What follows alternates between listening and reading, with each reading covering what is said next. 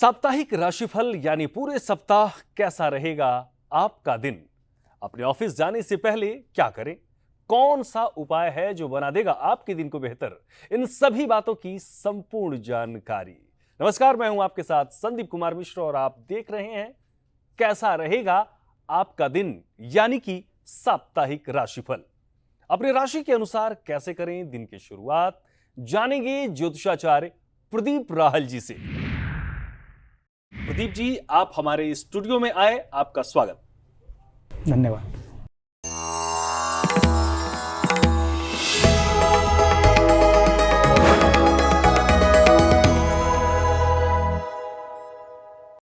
चलिए कार्यक्रम की शुरुआत करते हैं और साप्ताहिक राशिफल के बारे में जानते हैं, लेकिन उससे पहले जानते हैं कि राहु जल्द करने वाला है अपना राशि परिवर्तन।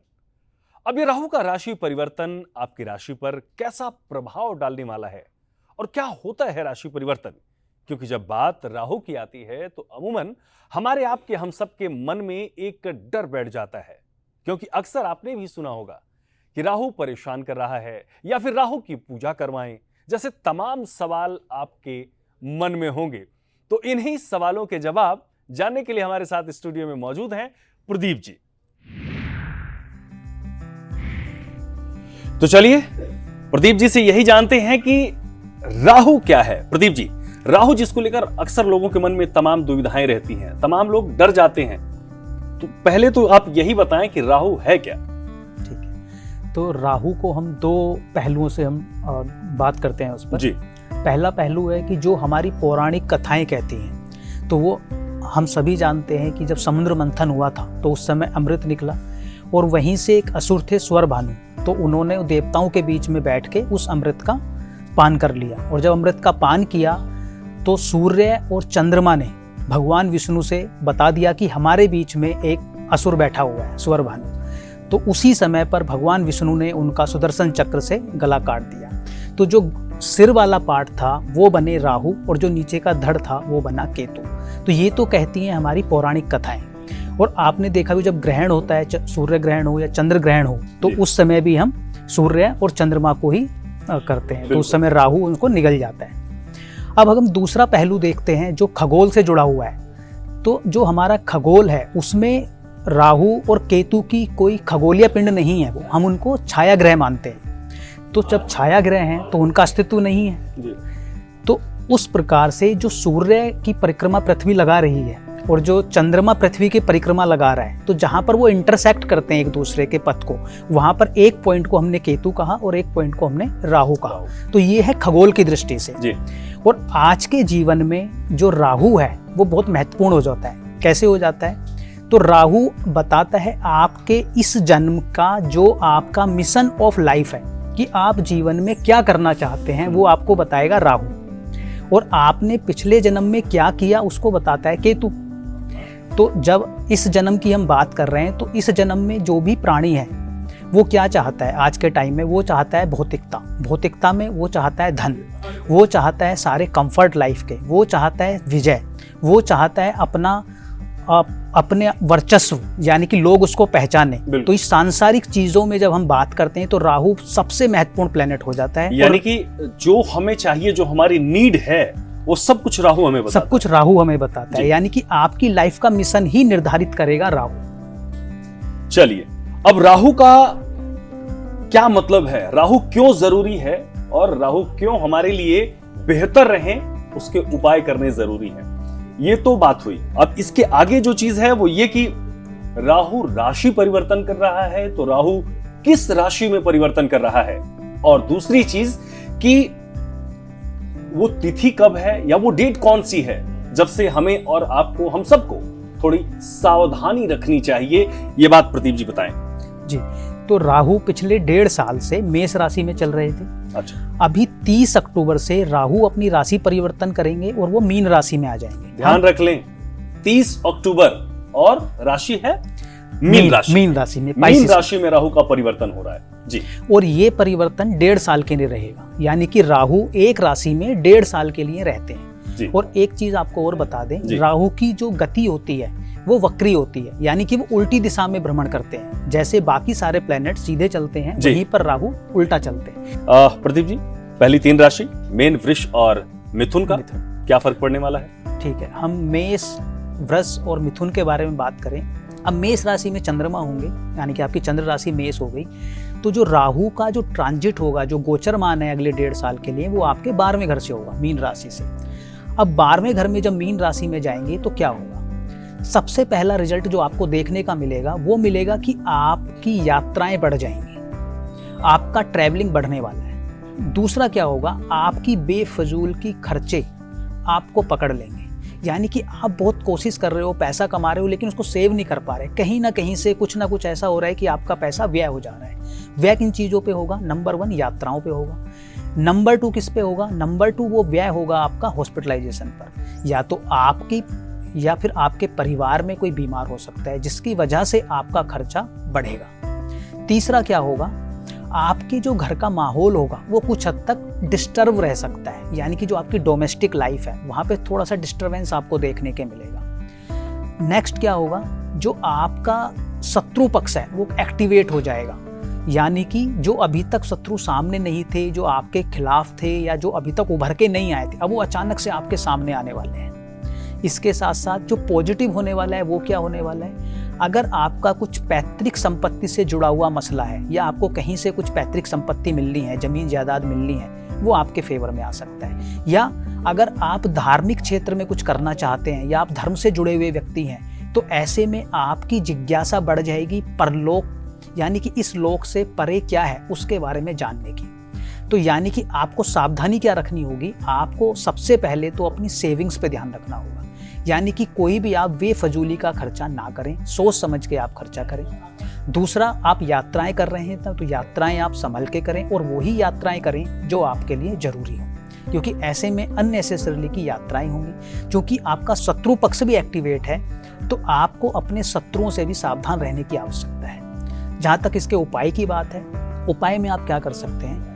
नंबर 1, आप उपाय में या तो हनुमान जी की उपासना कर सकते हैं आप नियमित रूप से, क्योंकि जो राहु है वो माता से या हनुमान जी से डरते हैं। तो इस केस में आप क्या करेंगे? या तो आप हनुमान जी की पूजा करेंगे, आप सुंदरकांड का पाठ करिए, आप हनुमान चालीसा करिए, आप हनुमान अष्टक करिए, या आप क्या करेंगे? आप दुर्गा चालीसा का पाठ कर सकते हैं, दुर्गा कवच कर सकते हैं। या एक और उपाय आपके लिए रामबाण की तरह सिद्ध हो सकता है। वो उपाय होगा कि आप महीने में कम से कम एक बार मंगलवार की रात को एक जटा नारियल लें, अपने सिरहाने उसको रख के सोएं, और बुधवार की सुबह उस नारियल को आप पानी में बहा दें, प्रभावित कर दें। चाहे वो नदी हो या नाला हो, बस पानी चलता हुआ होना चाहिए। इससे आपको उत्तम लाभ मिलेंगे। चलिए, अब अगली राशि जो है, मेरे दर्शक बहुत आसानी से समझ गए होंगे कि कितना जरूरी है ये उपाय जो हमारे जीवन को बना देता है और बेहतर। अगली राशि की तरफ बढ़ते हैं प्रदीप जी, वृष राशि। तो अब दूसरी राशि की हम बात कर रहे हैं, वृष राशि की।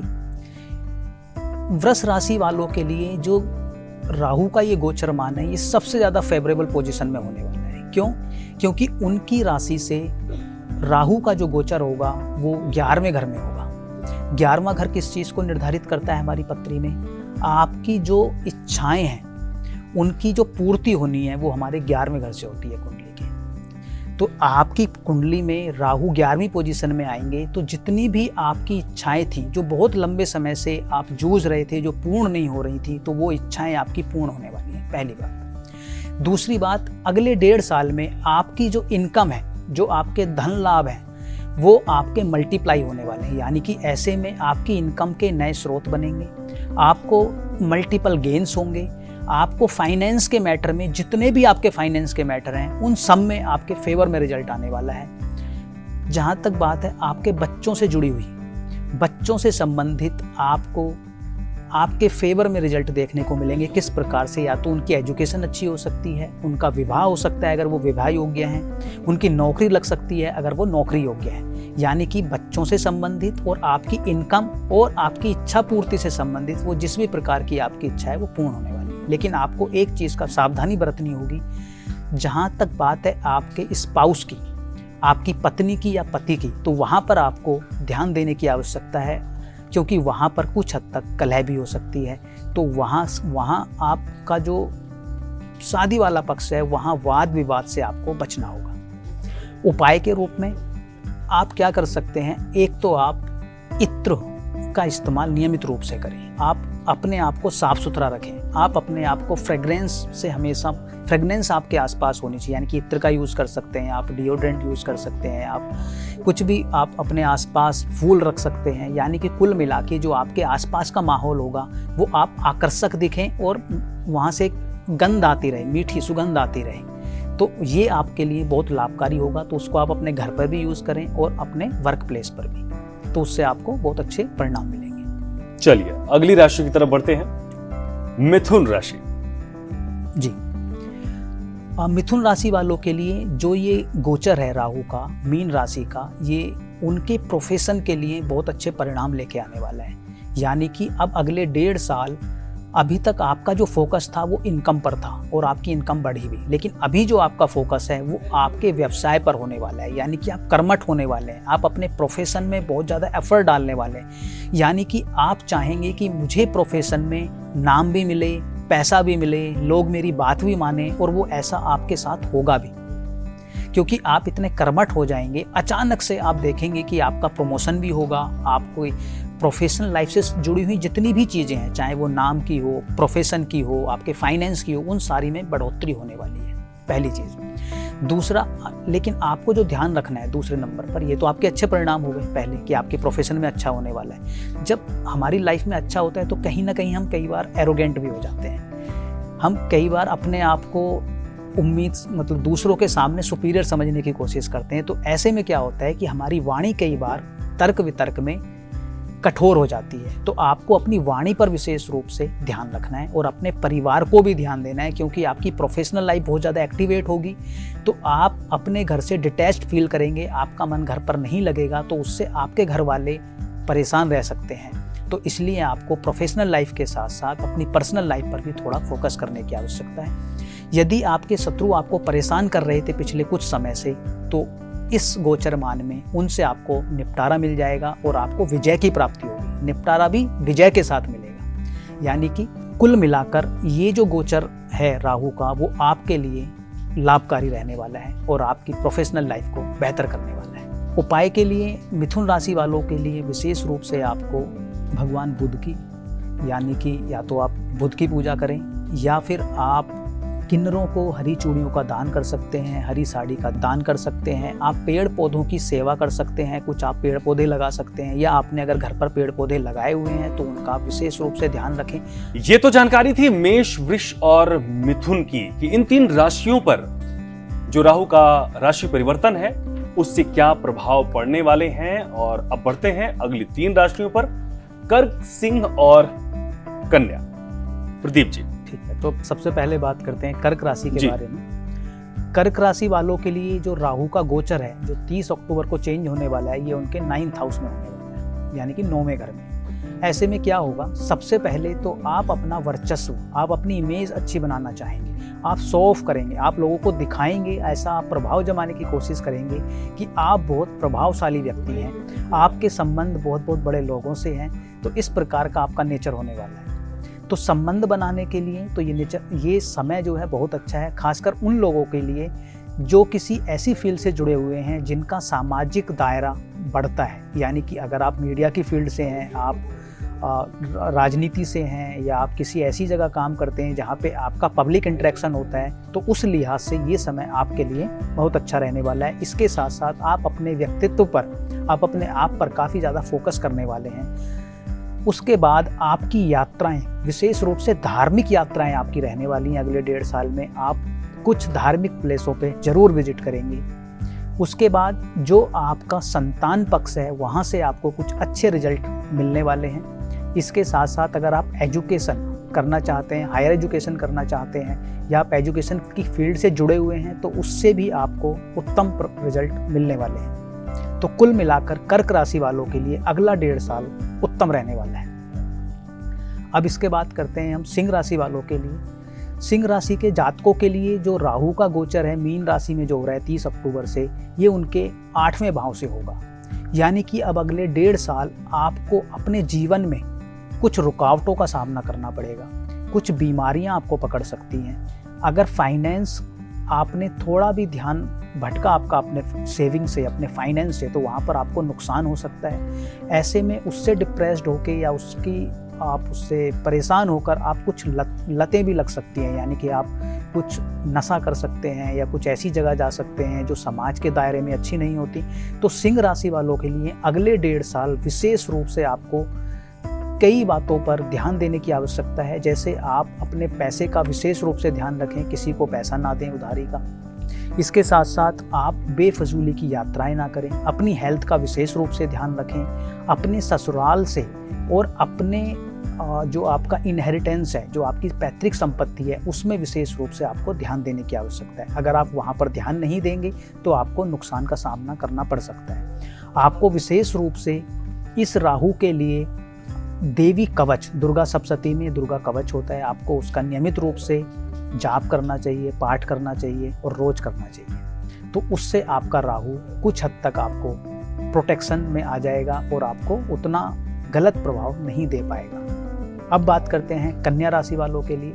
कन्या राशि वालों के लिए जो राहु का गोचर है वो आपके 7th हाउस से होने वाला है। 7th हाउस से जब गोचर होगा आपका तो कुछ अच्छे रिजल्ट लेके आएगा और कुछ नकारात्मक प्रभाव भी लेके आएगा, तो आपके लिए मिला जुला रहेगा।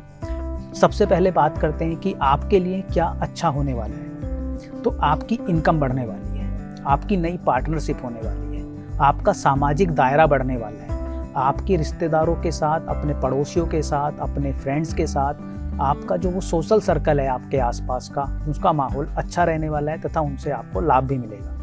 लेकिन आपको अपने वैवाहिक जीवन में विशेष रूप से ध्यान देने की आवश्यकता होगी। वहाँ पर आप वाद विवाद ना करें। अगर कुछ भी वाद विवाद होता है तो आपको अगले 1.5 साल उन सब चीज़ों को इग्नोर करना होगा। अगर आप ऐसा नहीं करते हैं तो ये स्थिति आपके वैवाहिक जीवन के लिए बहुत नुकसानदायक हो सकती है, यहाँ तक कि वो आपका डाइवोर्स तक भी करा सकती है। तो पति से या पत्नी से आपको दोनों से, मतलब अगर आप मेल हैं तो अपनी पत्नी से, फीमेल हैं तो अपने पति से आपको वाद विवाद से बचना होगा। फाइनेंस की दृष्टि से ये आपके लिए अच्छा गोचर रहने वाला है। आपको उपाय के लिए एक तो आपको बृहस्पति देव की पूजा करनी होगी या फिर विष्णु सहस्त्र नाम का पाठ करना होगा। आप बृहस्पतिवार के फास्ट भी रख सकते हैं। इसके साथ साथ अगर आप केले का दान करें तो आपके लिए उत्तम प्रभाव लेके आएगा। फिलहाल बढ़ते हैं अगली 3 राशि पर, तुला, वृश्चिक और धनु। प्रदीप जी, तो तुला राशि वालों के लिए ये जो गोचरमान है राहु का मीन राशि से, ये होने वाला है उनके 6th हाउस से, छठे घर से। छठा घर आपके ऋण रोग शत्रुओं का होता है। चूंकि राहु सबसे ज़्यादा पापी ग्रह है और शत्रुओं को हराने के लिए आपको क्या चाहिए, वहाँ पर आपको एक सेना नायक चाहिए। आपको ऐसा व्यक्ति चाहिए जो वहाँ पे तलवार चला सके, मारकाट कर सके, तभी आप जीत पाएंगे। तो जब छठे घर में राहु आपका ट्रांजिट करेगा मीन राशि में, तो क्या होगा, जितना भी आपका शत्रु पक्ष है वो परास्त हो जाएगा, यानी कि आपकी शत्रुओं पर विजय होनी निश्चित है। इसके साथ साथ आपका जो प्रोफेशनल लाइफ है वो चमकेगी। क्यों चमकेगी? एक तो आप प्रोफेशनली एक्टिव हो जाएंगे, दूसरा चूंकि आपको मेहनत करने के लिए आपको क्या चाहिए, हिम्मत चाहिए। उसके लिए राहु जब 6th हाउस में आएगा तो आपके अंदर एक कंपटीशन स्पिरिट को लेके आएगा, यानी कि अब मुझे मेहनत करनी है, कुछ करके दिखाना है, इस तरह की भावना आपके अंदर आएगी और आप हार नहीं मानेंगे। तो आपकी प्रोफेशनल लाइफ चमकने वाली है। अगर आप शत्रुओं से परेशान थे तो उन पे आपकी विजय होने वाली है। आप ऋण से परेशान थे तो वहाँ पे आपको विजय मिलने वाली है, यानी कि आपका ऋण खत्म हो जाएगा या कम हो जाएगा। लेकिन आपको अपनी वाणी पर अभी भी ध्यान रखने की आवश्यकता है, तो किसी से भी कठोर ना बोलें। लेकिन कुल मिलाकर आपके लिए, तुला राशि वालों के लिए ये गोचरमान अति उत्तम रहने वाला है, यानी कि आपको कोई विशेष रूप से उपाय करने की आवश्यकता नहीं पड़ेगी। चलिए अगली राशि वृश्चिक। तो अब वृश्चिक राशि वालों के लिए बात करते हैं जी।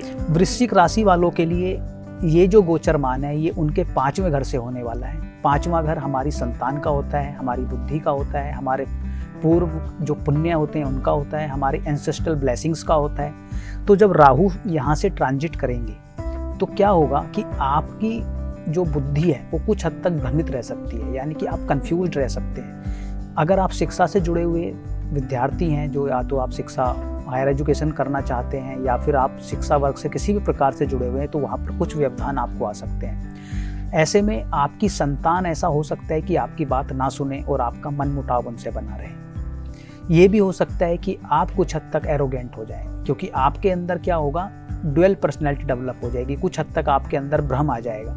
तो ऐसे में आपको किसी बड़े बुजुर्ग से आपको सलाह लेकर अगर आप चलेंगे तो आपके लिए अगले 1.5 साल ठीक रहेगा। लेकिन अगर आप अपनी मनमानी करेंगे, आप दूसरों से सलाह नहीं लेंगे, तो आपके साथ आपके बच्चों से मनमुटाव होना, अपने परिवार के साथ मनमुटाव होना, ये आपको देखने को मिल सकता है। और आपको उपाय के लिए क्या करना है कि आपको ऐसे में हनुमान चालीसा का कम से कम रोज 5 बार पाठ आवश्यक रूप से करना है, ताकि आपके अंदर वो कॉन्फिडेंस भी बना रहे, आपका स्वास्थ्य भी ठीक रहे और आपको एक क्लैरिटी ऑफ थॉट्स बनी रहे। तो ये आपके लिए उपाय, अगर आप ऐसा करते हैं तो ये गोचरमान अगले 1.5 साल का आपको कुछ हद तक राहत देने वाला होगा। अगली राशि धनु। जी, आगे बात करते हैं हम धनु राशि के जातकों के लिए। धनु राशि के जातकों के लिए जो ये गोचरमान है राहु का, वो उनके 4th हाउस से होने वाला है। तो सबसे पहले ये होगा कि आप अगर कोई प्रॉपर्टी लेने का सोच रहे थे, वो आप प्रॉपर्टी ले पाएंगे। यानी कि इस अगले 1.5 साल में वाहन और भूमि से जुड़ी हुई आप कोई भी इन्वेस्टमेंट अगर करना चाहते हैं तो आप कर सकते हैं, और मुझे उम्मीद है कि आप करेंगे। इसके साथ साथ आप अगर किसी भी प्रकार से किसी ऐसी साइंस से जुड़े हुए हैं जहाँ पर रिसर्च वर्क है या ऑकल्ट है या आप ज्योतिष से जुड़े हुए, वहाँ पर आपको अच्छे परिणाम देखने को मिलेंगे। आपका और ज़्यादा उनमें काम रुझान बढ़ने वाला है।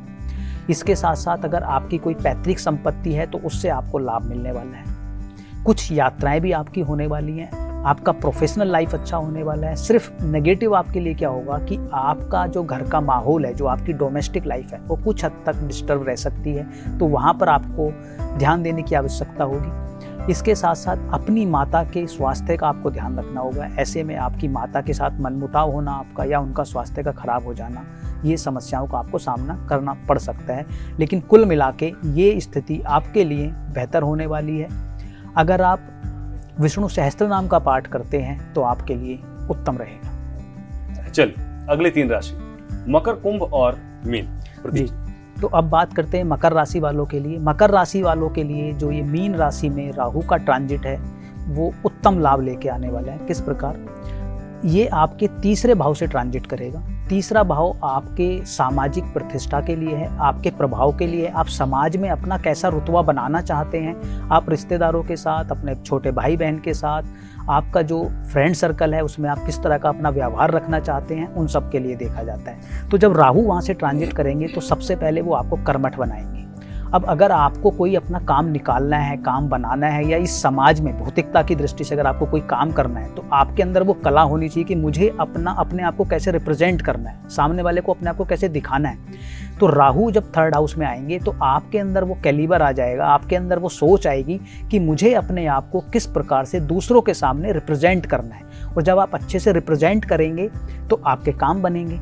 यानी कि आप अपने प्रभाव से अगले 1.5 साल में सारे अपने काम निकालने में सक्षम हो जाएंगे। लेकिन आपको ध्यान कहाँ रखना है? अगेन अपने पार्टनरशिप पर। यानी कि अगर आप किसी बिजनेस में हैं और वहाँ पे आपका पार्टनरशिप है तो आपको वहाँ पर विशेष ध्यान देने की आवश्यकता है, क्योंकि वहाँ पर आपको कुछ दुष्परिणाम देखने को मिल सकते हैं अगर आप वहाँ पर ध्यान नहीं देते हैं तब। लेकिन अगर आप वहाँ पर ध्यान देते हैं और आप ये माइंड मेकअप रखते हैं कि ये जो समय सिर्फ 1.5 साल के लिए डिस्टर्बेंस वाला है, तो वो समय निकल जाएगा और उसके बाद वो सारी चीज़ें अगेन स्मूथ हो जाएंगी। इसके साथ साथ आपकी इनकम भी बढ़ने वाली है। यानी कि जब आप अच्छे से रिप्रेजेंट करेंगे, आप कर्मठ हो जाएंगे, आप मेहनत करेंगे, अपना प्रभाव जमाएंगे, तो आपकी इनकम भी बढ़ने वाली है। तो मकर राशि वालों के लिए ये गोचरमान उत्तम रहने वाला है। इसके लिए आपको और बेहतर रिजल्ट आपको मिले, किसी प्रकार का भी कोई नेगेटिव रिजल्ट आपके जीवन में ना आए, तो आपको हर शनिवार को एक तेल का दिया एक पीपल के नीचे अगर आप जला देंगे तो उससे आपकी कुछ अगर रुकावटें भी हैं तो वो भी सॉर्ट आउट हो जाएंगी। चलिए अगली राशि कुंभ। अब बात करते हैं हम कुंभ राशि के जातकों के लिए। तो कुंभ राशि के जातकों के लिए जो ये गोचरमान है ये उनके 2रे घर से होने वाला है। 2रा घर हमारी वाणी का है, तो आपको अपनी वाणी पर विशेष रूप से ध्यान रखना है। ऐसे में आप कटु वाणी का यूज़ कर सकते हैं, जो आपको बिल्कुल नहीं करना है। आपके फाइनेंस का है, आपको अपनी सेविंग्स में विशेष रूप से ध्यान रखना है। अदरवाइज तो आपको फाइनेंशियल लॉसेस हो सकते हैं, आपकी जो सेविंग्स है जो आपने मेहनत से इकट्ठा की है वो ख़राब हो सकती है आपकी। अपने खान पान पर आपको विशेष रूप से ध्यान रखना है। ऐसे में आप कुछ हद तक ऐसा हो सकता है कि आप स्मोकिंग की आपकी हैबिट बढ़ जाए, आपकी नशे की कोई आदत बढ़ जाए, आप बहुत ज़्यादा नॉनवेज खाना स्टार्ट कर दें। यानी कि कुल मिला के आपकी जो ईटिंग हैबिट्स हैं उन पे आपको ध्यान रखने की आवश्यकता है। लेकिन जहाँ तक बात है आपके शत्रु पक्ष की, वहाँ पर आपको विजय मिलेगी, यानी कि आप शत्रु पक्ष पे जीत हासिल करने वाले हैं। इसके साथ साथ अगर कुछ पैतृक आपको मिलने वाला है या पैतृक आपका रुझान है किसी ऐसे विज्ञान में जो इस लोक से परलोक की बात करता हो, जैसे हम एस्ट्रोलॉजी करते हैं या रिसर्च का कोई कार्य है, तो उसमें आपको उत्तम लाभ मिलने वाले हैं। इसके साथ साथ जो नौकरी व्यवसाय से जुड़े हुए लोग हैं तो उनके प्रोफेशन में तरक्की होने वाली है। यानी कि अगर आप अपनी सेविंग्स का, अपनी वाणी का और अपने खान पान पर अगर आप ध्यान रख लेते हैं, उसके अलावा आपके जीवन के सारे पहलू अच्छे से रहने वाले हैं। उपाय के तौर पर आपको, अगर आप डेली शिव मंदिर में जाकर जल अर्पण करें, भगवान शिव पर जल चढ़ाएं, तो आपके लिए उत्तम रहने वाला है। चलिए, अब अगली राशि है और आखिरी राशि है मीन, जिसमें राहु का राशि परिवर्तन हो रहा है। इसका कैसा प्रभाव रहने वाला है? तो हमने जब ये स्टार्ट किया तो हमने एक बात बोली कि राहु आपके इस जीवन के मिशन को दिखाता है। बिल्कुल, कि आपके जीवन का क्या मिशन रहने वाला है। अब मीन राशि वालों के लिए राहु लगन में आ जाएंगे जी, पहले घर में आ जाएंगे। यानी कि अब मीन राशि वाले अभी तक जो उनको फाइनेंस की प्रॉब्लम चल रही थी वो सॉर्ट आउट हो जाएंगी और वो अपने ऊपर फोकस करना स्टार्ट करेंगे। ऐसे में आप अपनी स्किल्स को इम्प्रूव करते हैं। आप चाहते हैं कि मेरे आसपास का माहौल, या आप अटेंशन सीकर बहुत ज़्यादा हो जाएंगे। आप चाहेंगे कि लोग आपकी बात सुने, जैसा आप चाहते हैं वैसा ही करें। आप कुछ हद तक क्रोधी भी हो सकते हैं। अगर आपकी बात नहीं मानी जाएगी तो आप में क्रोध भी आएगा। और आप भौतिकता वाली जो चीज़ें हैं, धन हो गया, पैसा, आपका जमीन हो गया, वाहन हो गया, भौतिक सुख किसी भी प्रकार का, उनको पाने के लिए आप सारे पैंतरे लगाने वाले हैं। और उसके लिए अगर वो आपके फेवर में आपको नहीं मिलेंगे तो उसकी वजह से आप टेंशन में भी आ सकते हैं। तो आपको क्या करना है कि ये सारी चीज़ें आपके फेवर में आएंगी, लेकिन आपको थोड़ा पेशेंस रखने की आवश्यकता होगी। तो कभी भी आप बेचैन ना हो, आप एंग्जाइटी आपको ना हो, तो उसके लिए आप ध्यान करें। दूसरा, अगर आपके बच्चे हैं तो आपको अपने बच्चों के साथ अच्छा तालमेल बैठा के रखने की आवश्यकता होगी। अदरवाइज तो वहाँ पर भी आपको कुछ नेगेटिव परिणाम मिल सकते हैं। जहाँ तक उपाय की बात है तो आपको उपाय के लिए, अगर आप हर शनिवार को सूजी का हलवा और चाय, अगर आप अपंग लोगों को, कोढ़ी लोगों को अगर आप खिलाते हैं तो आपको उत्तम लाभ मिलेंगे। किसी भी प्रकार का आपको कोई नेगेटिव रिजल्ट देखने को नहीं मिलेगा। तो ये थी आखिरी राशि मीन। मैं अपने दर्शकों को बता दूं कि आपकी टीवी स्क्रीन पर लगातार एक नंबर फ्लैश हो रहा है और एक ईमेल आईडी फ्लैश हो रही है। आपके मन में भी कोई जिज्ञासा है, आप भी अपनी कुंडली के बारे में, अपने भविष्य के बारे में जानना चाहते हैं, या किसी भी प्रकार ज्योतिष से संबंधित आपके मन में कोई भी सवाल है, तो आप इस नंबर पर व्हाट्सएप कर सकते हैं।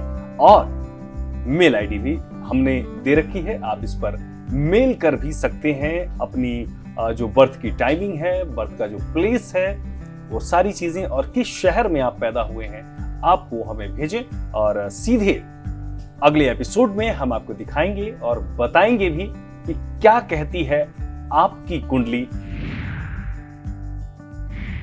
अगले सप्ताह एक बार हम फिर हाजिर होंगे आपका साप्ताहिक राशिफल लेकर, और जानेंगे साथ ही और भी बहुत सारी महत्वपूर्ण जानकारियां। तब तक के लिए आप बने रहिए सूर्या समाचार के साथ। नमस्कार।